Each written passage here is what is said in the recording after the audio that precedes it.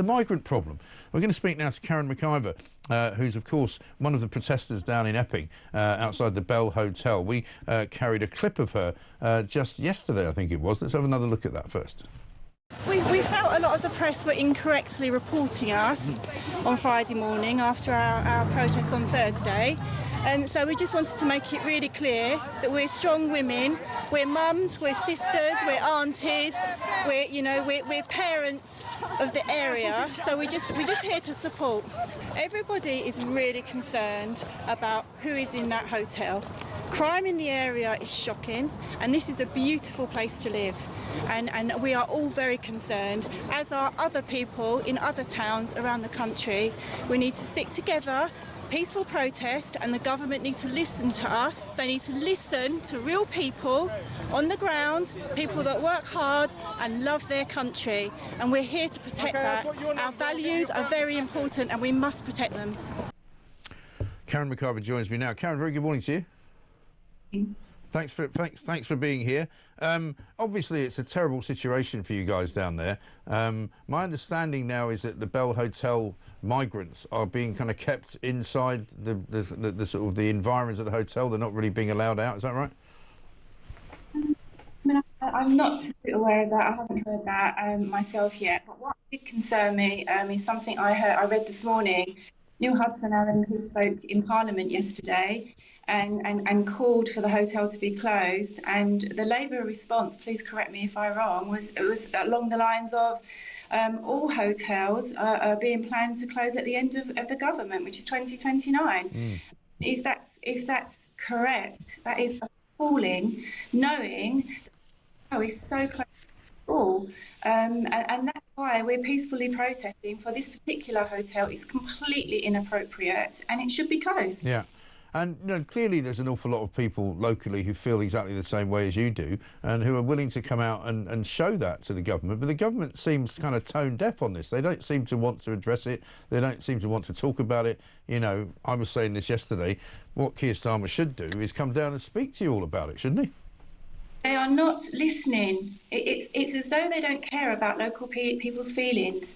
We are normal people, and we're very patriotic. We're very proud of our country. We love our community where we live. We're all local people, local mums, aunties, sisters. Both my children went to that school, and I was also a parent governor of that school. It's a lovely community, really good people.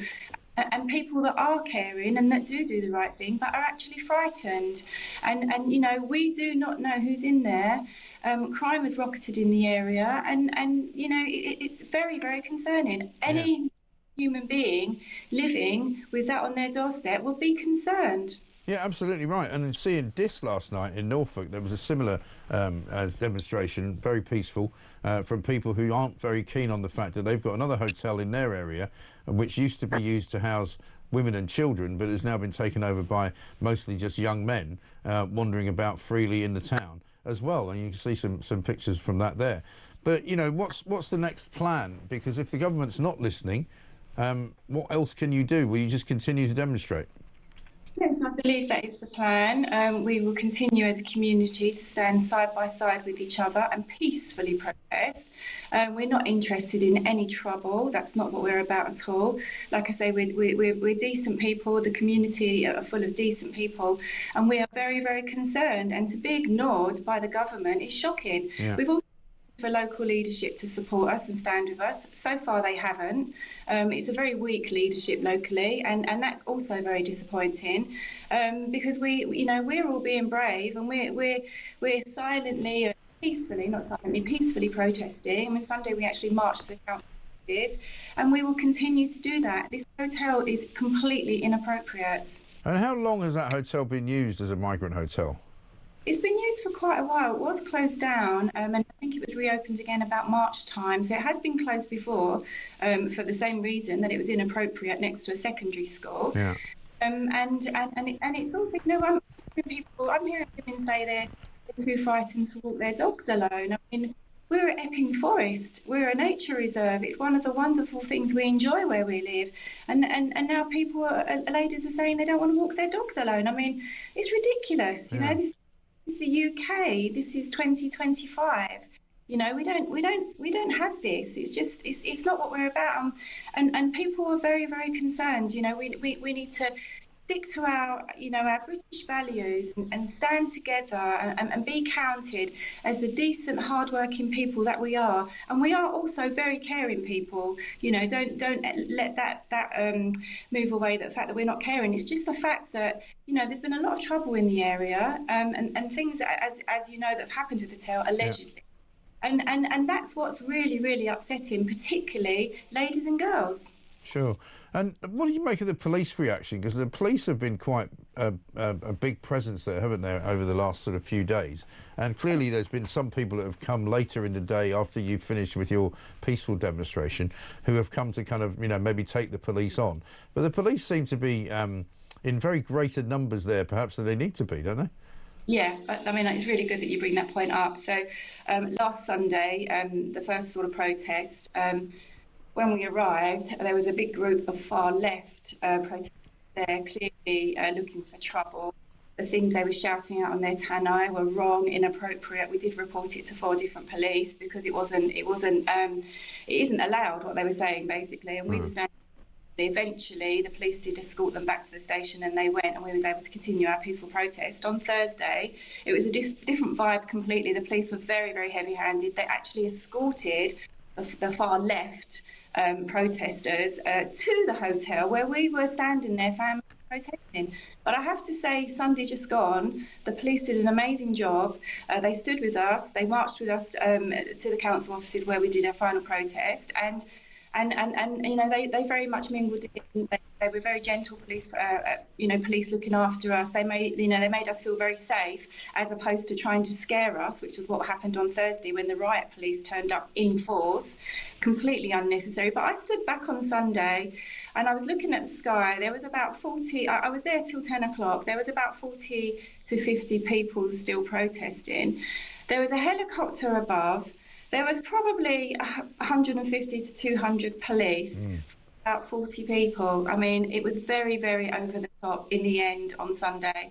I don't know who plans that. I'm not an operational police planner, but that did seem a bit excessive, particularly as it was a peaceful protest. And something I'd like to just mention at this point is on Sunday, face coverings were banned, which was a very, it was very good. Anybody that had a face covering on was asked to remove it, and they did. And nobody had face coverings on. But the pictures that I've seen are very much with lots of people with face coverings on. So if there was some sort of order for people to remove their face coverings, why weren't the police asking them, as so-called troublemakers were coming, why were they being allowed to keep their face coverings on? I know, it's a strange one, isn't it? And is there likely to be another demonstration in the next few days, or are you going to wait till the weekend? I believe there may be another one. I'm not an organiser, so I don't really know. You'd have to speak to an organiser about that. I'm not 100% sure. OK.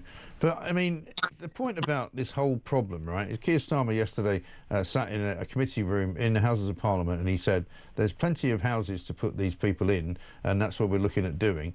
I mean, it's going to be worse if they put them in houses, isn't it? I can't imagine. I mean, if these people are allowed, we don't know who they are, okay? So how can you put people you do not know who they are in communities with families? Some radical vetting, whatever the government have to do needs to be done. You cannot put people you do not know, any of their background, they could be criminals, anything. You just can't drop them in communities. It's not going to work. People are going to be afraid. Of course. And if you had a message that you could give to Keir Starmer, that we know his people watch this show, so you go ahead and give it to him.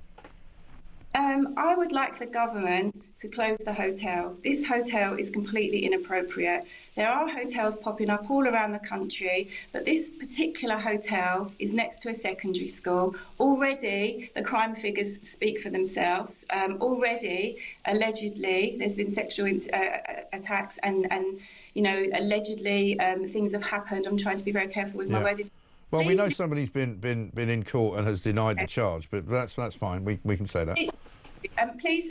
Please, government, please, Keir Starmer, please, Yvette Cooper, listen to us. Come and speak to us. Come and see for yourself what is going on in Epping, and just answer the question: how would you like it if this hotel popped up next to your children's school? How safe would you feel knowing that your children were walking past these people hanging around and staring? You know, how would you feel? Come and speak to us. Come and meet us. That's what I'd like to say. I'd like to invite them to come and see for themselves. Yeah, great. Brilliant. Karen, thank you very much indeed. Karen McIvor, peaceful protester in Epping. They're a mother who just wants Keir Starmer or Yvette Cooper, possibly both of them, to come and see for themselves what the problem is.